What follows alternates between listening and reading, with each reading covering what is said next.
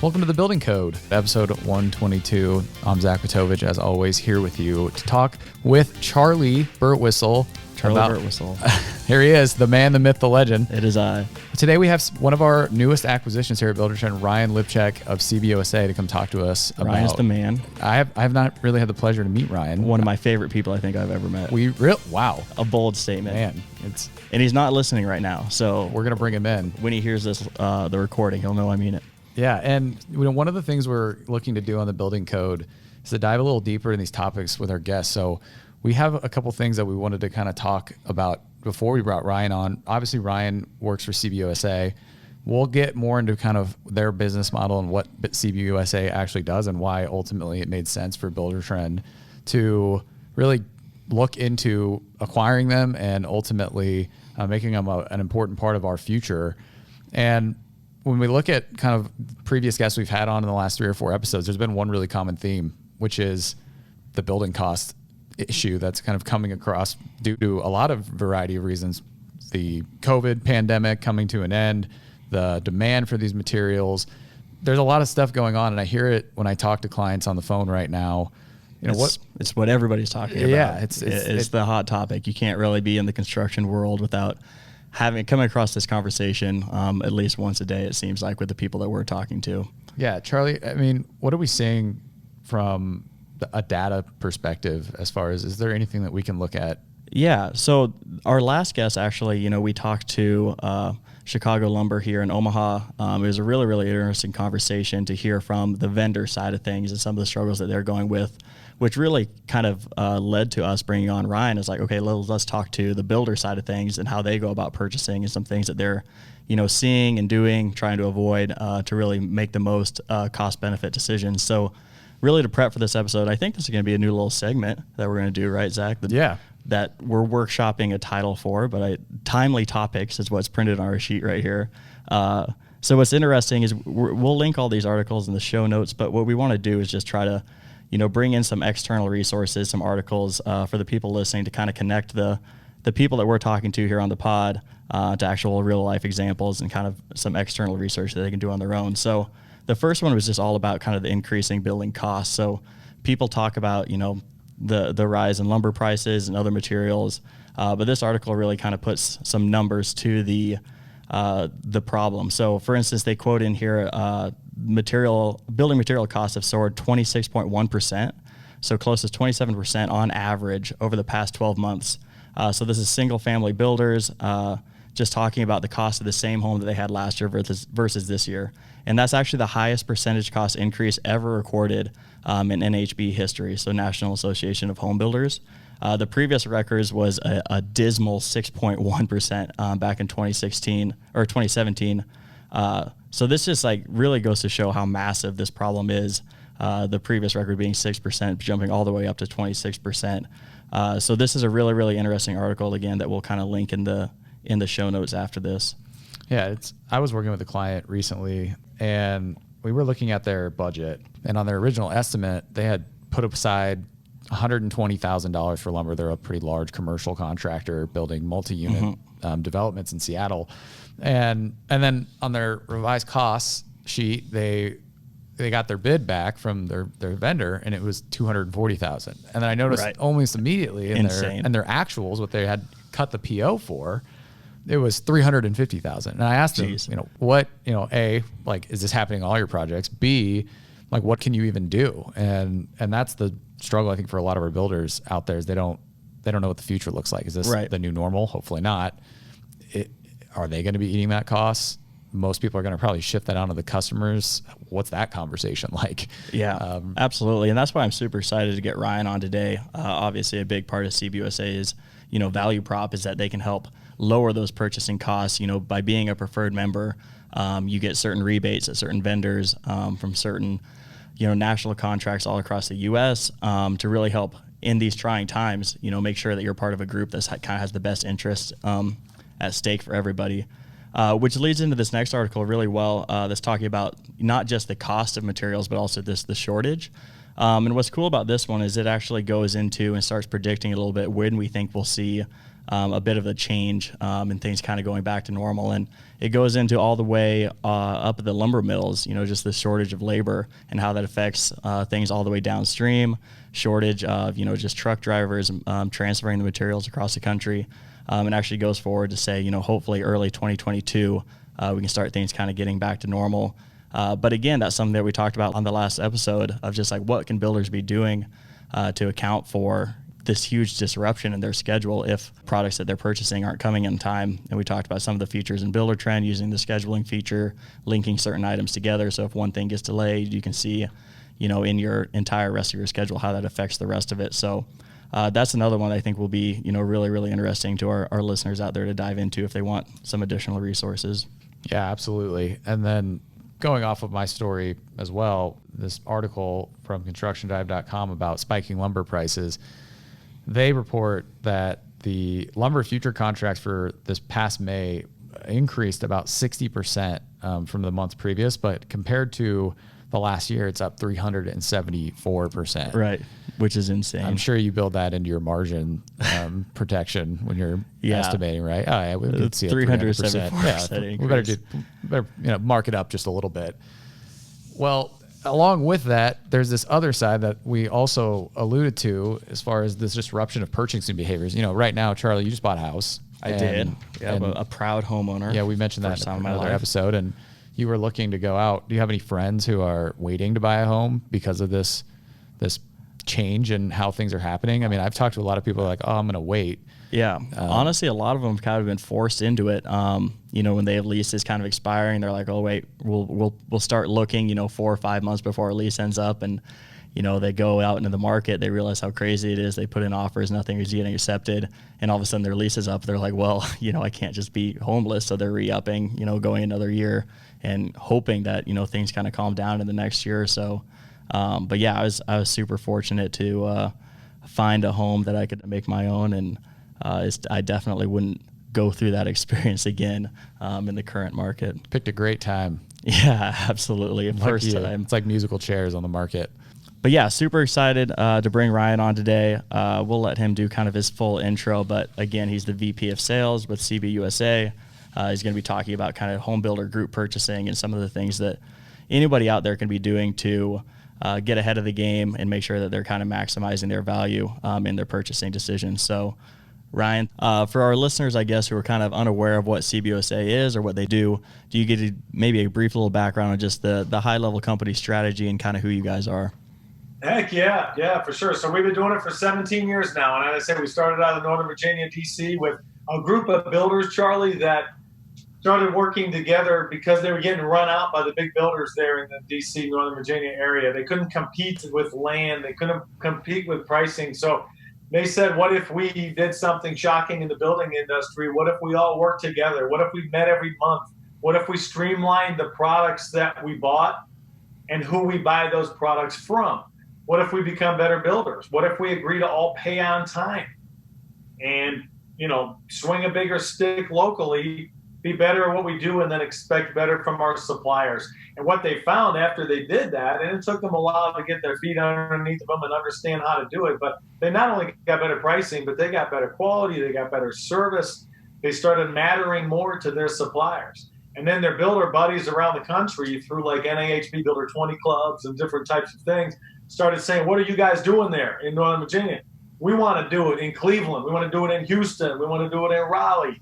And they said, well, it's not that easy. You actually have to get a group of builders together that trust each other, that are willing to do all these different things that we've been working on for years. And that's when Bill Smithers said, there's something to this. We could teach builders around the United States how to do what we've done. And we've done it. And fast forward now 17 years, we're in 34 markets. We have 560 of the best custom and independent builders in the country. Together, we do 12,000 plus homes a year and almost $5 billion in annual revenue. So we are by far the biggest home builder purchasing group in the United States. And we do two things for builders.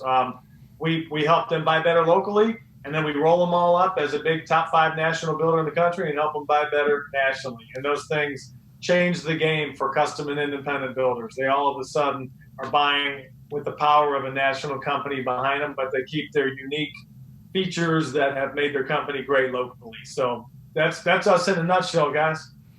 That's super interesting, and a concept that I know is really important. A lot of people belong to an HB and a similar type of networking. Is that kind of where the idea came from, or did builders happen to recognize that a lot of builders never really had networking opportunities? I'm really curious of like, where did that inspiration come from? It's really observant of kind of how builders were operating and taking action on it.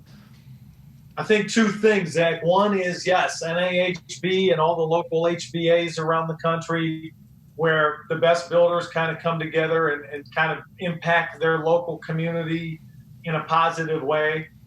So they proved that they could work together, but there was nothing ever with purchasing. They never got into purchasing. They got into a lot of other aspects of business, but not like buying the same products from the same people and actually improving their purchasing. So it kind of stemmed from that.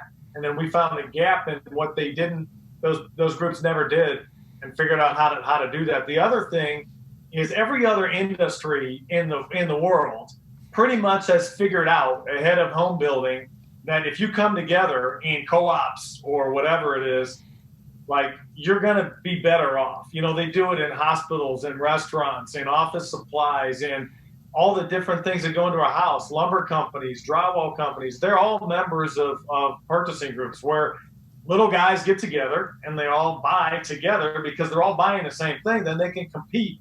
A great example is a guy that sat on our board for years with Office Max, Office Depot, all those type of big office supply companies. They were one of the first to get into this arena of buying better. So there's thousands of little mom and pop stores around the country that when they get together, they can beat the Office Maxes, Office Depots, all those types of companies around the country. So we just mimic what they do, bring it to the home building level, and then we use all of our experience. All of us are either from the supply chain or from the home building background like me. So when we help builders, we come from a position of strength because we're offering a lot in the way that they run their business and helping them run it more efficiently to strengthen their bottom line. So that's what we do.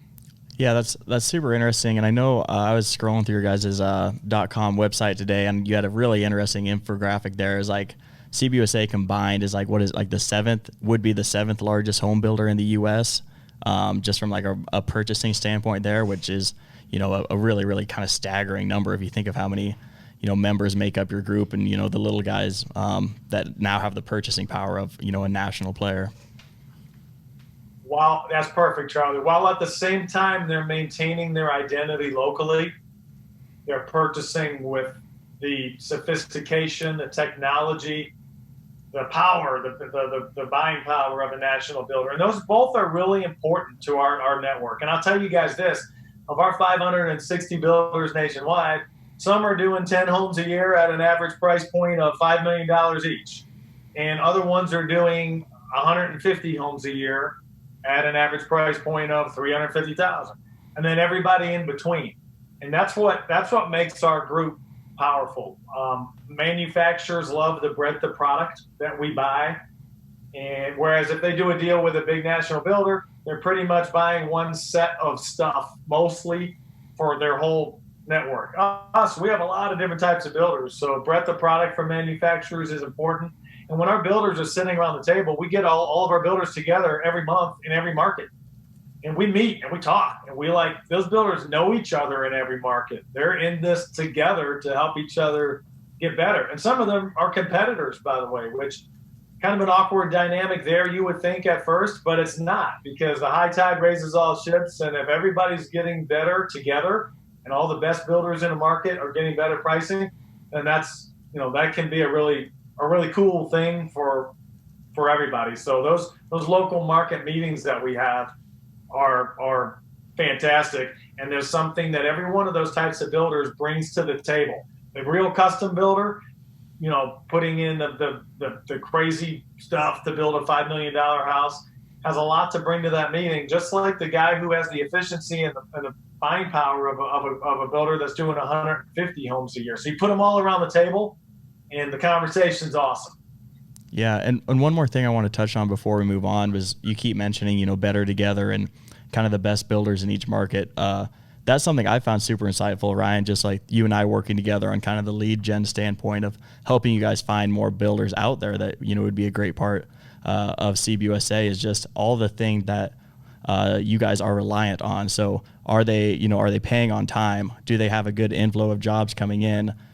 So it's not just, a large group of builders, but it's also a really, really high quality group of builders too, which has been really, really interesting to see. Like, these guys really are kind of the best of the best out there.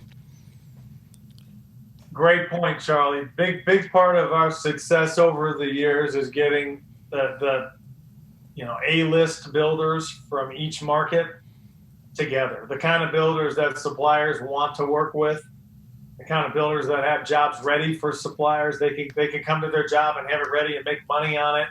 The kind of builders who communicate well. The type of people you want to work with. They become the builder of choice by operating their business very efficiently. And then you do that with a whole bunch of builders, and then you can earn better pricing. It's not just saying, hey, I want to squeeze your company and you're going to give me better pricing because we're this big behemoth now and we're going to step all over you. That's short-lived. That's not how something is sustainable. But if you can be better at what you do and be the best, then people can come and they can be the best at what they do, and they want to work all together. That's really our success. So we vet builders at the beginning to try to get the right ones in there through a lot of different vetting mechanisms.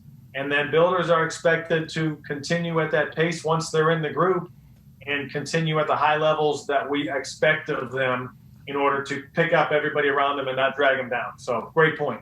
Yeah, immediately that's what I went to, is the operational aspects of this. You're joining these groups specifically for CBUSA and a purchasing mindset, but I have to imagine there's a lot of things you discuss at these meetings too. Just how do you handle this? How do you, even if you're using a technology like Buildertrend, like what's your process for scheduling? What's your process for, handoffs between sales to production to bookkeeping? It has to have even more benefits than even that's tangible to the fact that you're also getting cost savings by being part of this group.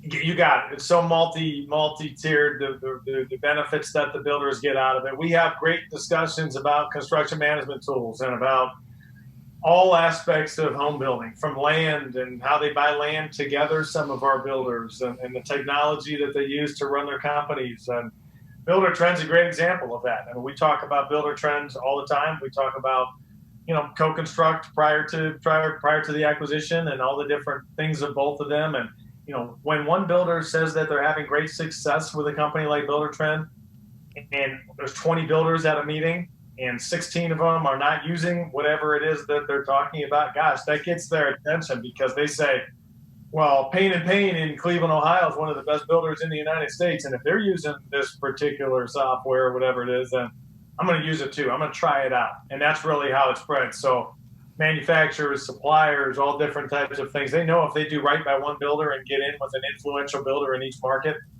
it takes off like wildfire because they all know each other. They all trust each other. Is there much cross-marketing that happens? Like if you are in Cleveland, do you meet builders in the CBUSA network in Phoenix or San Antonio or wherever as well? That's good timing, because Alyssa and others on our team are finishing planning our Power 30 conference, which is Beaver Creek Resort outside of Vail, Colorado this year. Sounds like a good September. time. It is, and I think Mr. Charley might be attending. What? That. Ryan, I looked at the invite list the other day, and there was a name that was kind of missing from there that I'm a little salty about. But maybe it sounds like a great spot. We bring the whole podcast crew out there. It sounds like the best builders in the nation. But Zach, our Power 30 conference in Vail, Colorado this year is something that we do every year.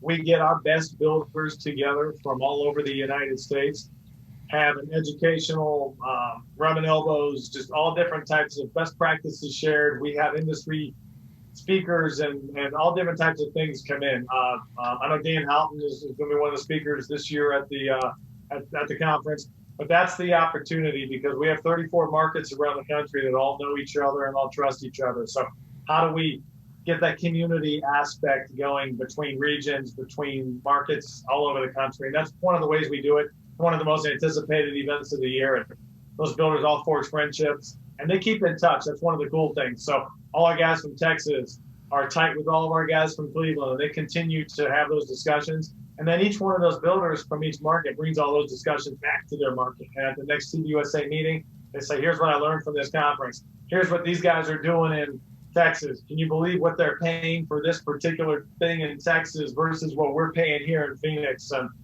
that cross mingling of markets is really important and something that we're going to do more and more of. And our connection with you guys now at Buildertrend, that we're all one family, is fantastic, because now we have 20,000 plus companies around the country that you guys work with, the best of the best. Great fit for CBUSA, and the opportunities are limitless with what we can do together. So the Power 30, before we move off that topic, we'll plug that real quick. So is that something that anybody, any listener out there, a home builder in the nation can attend, or is this CBUSA member exclusive? It is exclusive. It's invitation only. It's our top 30 builders from around the United States, Charlie, plus another hand-selected 30 that are very influential, plus all of our national manufacturers come, and then some industry speakers. So it's kind of a deal where you continue to rise up the ranks of CBUSA and continue to grow your company the right way, and then you qualify to attend. So it's invitation only. Yes, sir. Gotcha. Well, if there are any listeners out there that are curious about Power 30 or CBUSA in general, obviously go out to cbusa.us. If you're a Buildertrend customer, reach out to your rep and we can get you in contact and kind of start that formal process. We'll link it in the show notes. The next piece I kind of want to dive into a little bit more is actually the nitty gritty of what do you gain from a purchasing group. And I have to imagine, my background, Ryan, I was an on-site consultant, so I've traveled around the country. I've worked with a lot of builders very closely, and this is a piece where they struggle. They don't have a lot of structure. What is your experience working with these builders? What do you do with them to try and help them improve these operations, or what value does CBUSA bring to that side of the actual business operation piece of purchasing? So we consider ourselves consultants. When people ask me what CBUSA is, I tell them we're a consulting company that's focused on purchasing. And a lot of the greatest parts about our jobs is we get to go in and help custom and independent builders around the country see what they can do better, see where, if they were more forward thinking, or if they were willing to switch this the way that they've done this for 10 years, 20 years, 3 generations, whatever it is, here's what you can get. Here's how you get better your quality, your service, your efficiency, your bottom line. What is it about this change, and how is that change going to help you? So we kind of take a holistic approach of a builder and say, okay, hey, you're doing a lot of things right. Now, if you want to improve your purchasing, there's some things that you could do better in this area. And through our experience of 25 years of mine and 40 years for Bill and 40 years for Phil and all of us, well, if you did this, this, and this, you could get better by this much. And we have savings calculators on our website that talk about, if your revenue is this and you have this many starts, here's how much you should save annually with CBUSA. That's great. But if you improve your efficiency as well, now you're going to save time. In our experience, Zach, and you've probably seen this throughout your career as well, but if you could save somebody, and I don't care what product or service you're offering, if you could save them time and money, you're going to help them out one way. A lot of people are interested in saving time because they don't have time to get to their kids' ball games, and they're running a business and they're putting in 90 hours a week, and they're getting yelled at because their chores at home aren't getting done, and they're running this business. Well, if we can help that person streamline the way that they procure materials, which is the biggest thing that a builder spends time on. How do they bid things out? What is it that they're buying? It's a huge task for a builder to procure the materials that go into a home. So we can help them come up with better processes and ways to do that, and then attach them to the biggest purchasing group in the United States for residential home builders. We're helping the way they do it. We're helping how much volume they have. And at the end of that is going to produce time savings and money savings. And that's where it becomes a no-brainer for a builder to buy CBUSA, to jump into CBUSA as quick as they can, because it's hitting them on both sides and impacting them in a lot of different ways. So that's kind of the way we go to market. Yeah, Ryan, every time I talk to you, I just get fired up. A big topic that we talked about in the intro before you got on, Ryan, was I mean, you can't really walk down the street without someone talking about, lumber material prices and just kind of supply shortage and things like that. Obviously directly related to what you guys are trying to do and help builders with. So can you talk a little bit about the shift that's happened in the past, 12 to 16 months, obviously affecting, builders and construction in general all across the nation? How does CBUSA kind of alleviate that, or what sort of pain points have you guys also kind of seen? Let me start with something that I've been giving talks about over the last 3 or 4 years as I talk on the industry circuit around the country with different groups of builders and different industry people we know in conferences. I talk about land, labor, and materials, the 3 big things that a builder spends money on. Land is getting tougher and tougher all the time. And what used to be considered a C lot is now a B lot or an A lot because all the A lots are gone. So land is tough. Labor, people are aging out of the labor force like you wouldn't believe. They're plumbing, electric, heating, painting, drywall, you name it. It's a dying breed of people that are doing that type of work. Kids nowadays going into college, trying to learn a trade, be an apprentice. It's not, the people aren't filling those jobs as fast as they're exiting. So what that means is labor is becoming very expensive. To find good labor is hard. A builder's waiting for good labor more than they ever had. So that's land and labor. Then you throw the other big one in there with materials. You throw that on top of all the everything else that's going on right now, and materials are at an all-time high. They're not only, supply and demand got out of whack after COVID, and now there was so much demand and the supply could not keep up. It got backwards. And we have never recovered from that. And we may not ever get back to where we were prior to COVID. And today, now finally, some of those numbers are starting to come off. And that's a reprieve for a lot of builders. But anyway, the big 3 have made it very profitable for a builder, it's made it very tough for a builder to be profitable. So at CBUSA, we really focus on how can we, getting to your question about materials, Charlie, how can we help specifically with that? And we do that through local committed purchases where our builders come together and we buy a lot of lumber together and we let those suppliers of lumber go be better buyers on our behalf, because for the next 6 months, we're going to buy, as a group, we're going to commit to buying from one lumber yard a whole bunch of stuff. They can go get into the futures game. They can go buy train loads instead of truckloads. They could procure, take a position on all this big chunk of lumber, just like a national builder would do, which then drives that value to our builders because we're being more efficient in the way that we procure materials. We do the same thing with a lot of different commodities that go into a home. So that's a major way that we look at what's out there and figure out how to get a better price. Now, again, we haven't held off those price increases. Our builders still have them. But when the rest of the world is seeing a 30% price increase, and we're seeing a 15% price increase, that's good. And so that's kind of the way that we've gone about it. We have experts on our team that do nothing but lumber, and we have guys that have been in lumber for 35 years.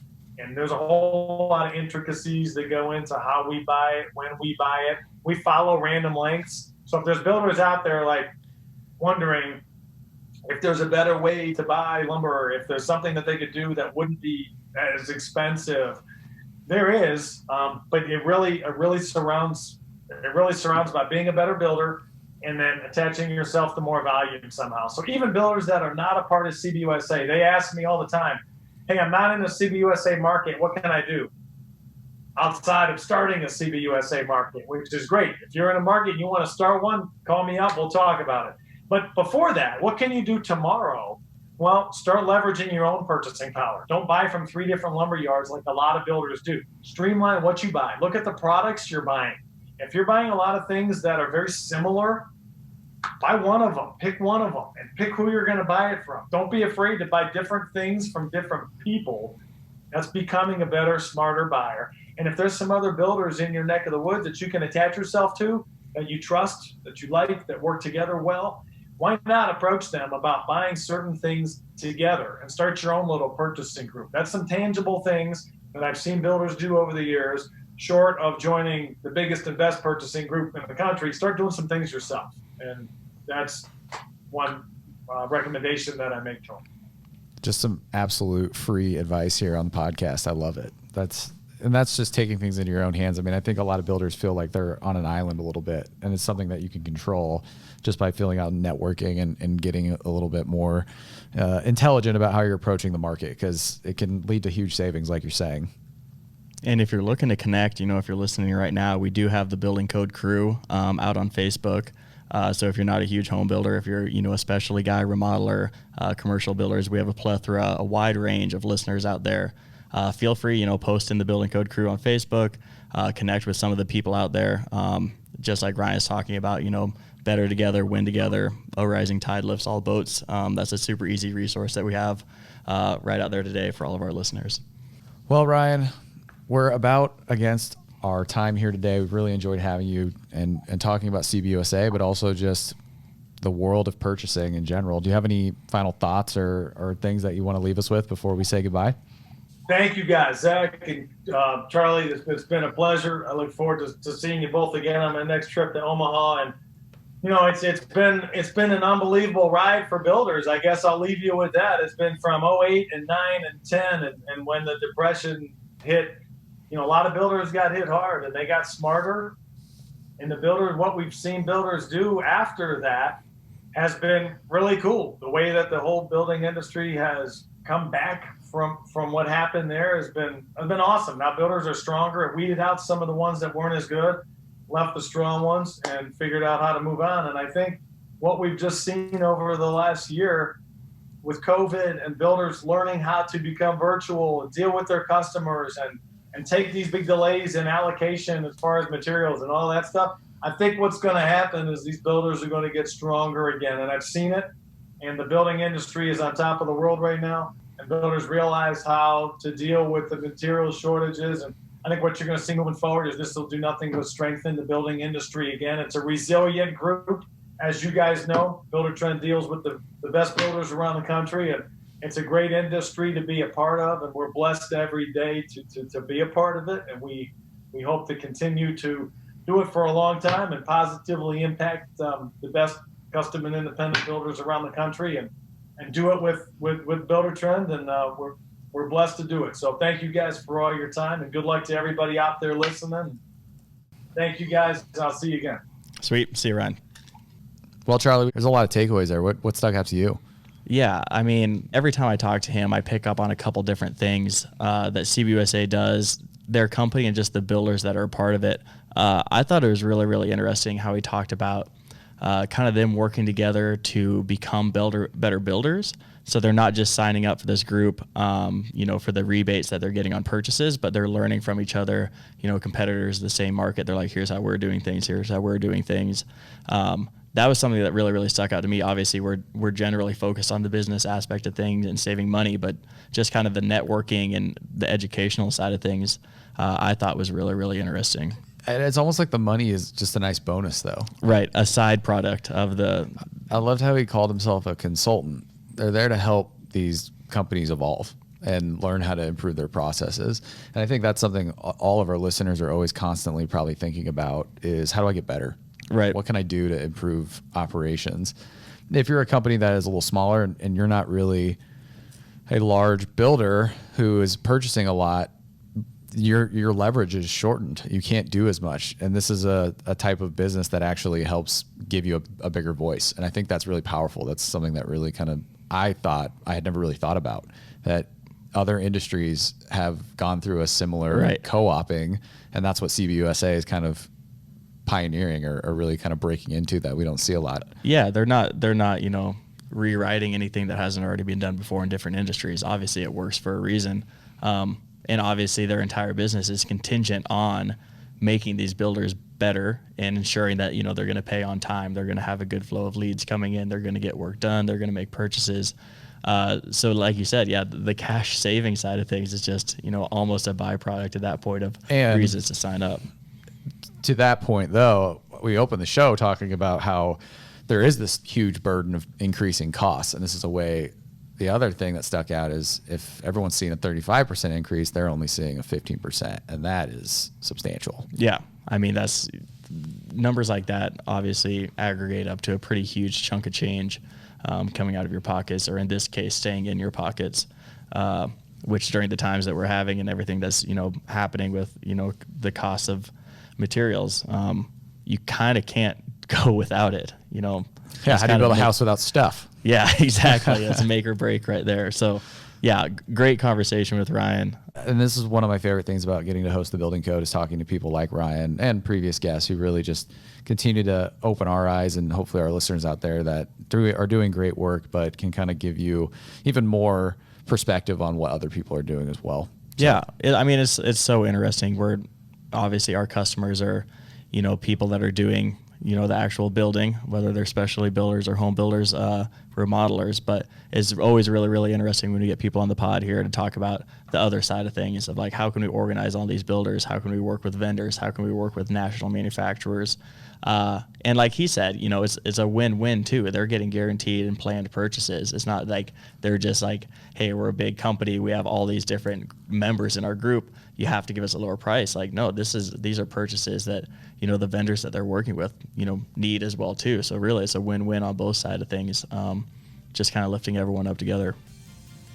Well, next week, we're going to have Marge Haley from our customer success team. We'll get into a little bit more about how do you even go about onboarding Buildertrend, kind of taking it back to our roots and really get into the Buildertrend experience with her. We're looking forward to having her. Remember to like, subscribe, comment, check us out on social media, and we'll catch you next time. I'm Zach Witovich. I'm Charlie Burtwhistle. Thanks for joining us.